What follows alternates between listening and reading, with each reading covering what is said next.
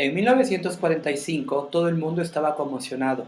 La Segunda Guerra Mundial había terminado, pero nunca hasta entonces la humanidad había experimentado la muerte y destrucción a una escala tan descomunal. La liberación de los campos de concentración nazis dejó al descubierto el horror perpetrado contra los judíos, pero también contra otras minorías. Auschwitz se convirtió en el símbolo por excelencia, tristemente, de hasta dónde podía llegar el ser humano en una matanza a gran escala.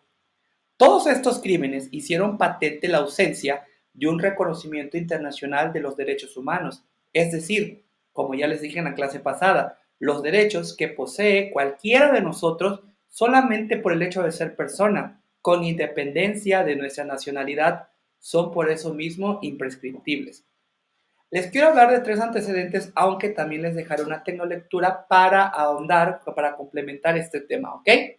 Bueno, en esos momentos ya se habían reconocido, es decir, antes de 1945 ya se habían reconocido en varias ocasiones, pero el reconocimiento de los derechos humanos, pero solamente dentro de países concretos, no a un nivel mundial. En 1689, la Carta de los Derechos, que también la vamos a conocer como la Bill of Rights, había limitado los poderes de la monarquía inglesa y fortalecido los del Parlamento. En el siglo siguiente, la Declaración de Independencia de Estados Unidos, en 1776, proclamaba la igualdad de todos los seres humanos. Dios lo había dotado de derechos irrenunciables, entre ellos la vida, la libertad y la búsqueda de la felicidad. Y apenas 13 años más tarde, en Francia, se daría la bienvenida, se crearía la Declaración de los Derechos del Hombre y del Ciudadano, en los inicios del proceso revolucionario que acabó definitivamente con la monarquía absoluta. Fue un hito capital.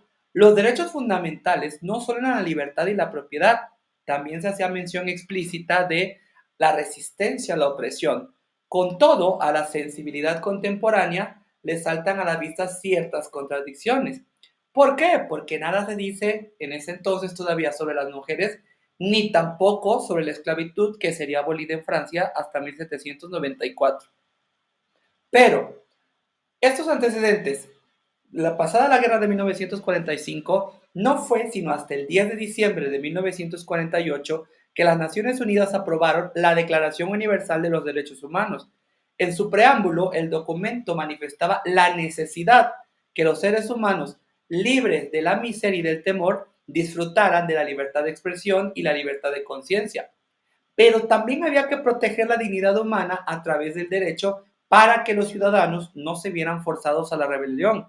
Con todo, ustedes y todos los que queremos estudiar derechos humanos no deben de perder de vista que se trataba solo de una declaración.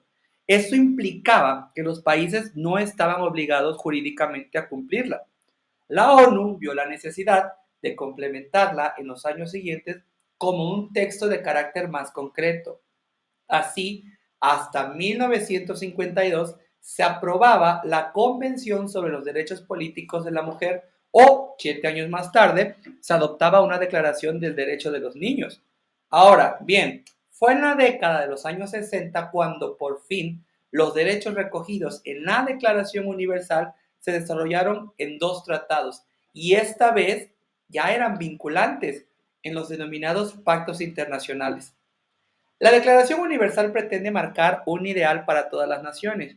Por eso mismo ha sido acusada de etnocéntrica, al haberse inspirado en la tradición política occidental. Se ha señalado también un carácter limitado por centrarse en los derechos políticos y civiles, pero no tanto en los económicos y en los sociales.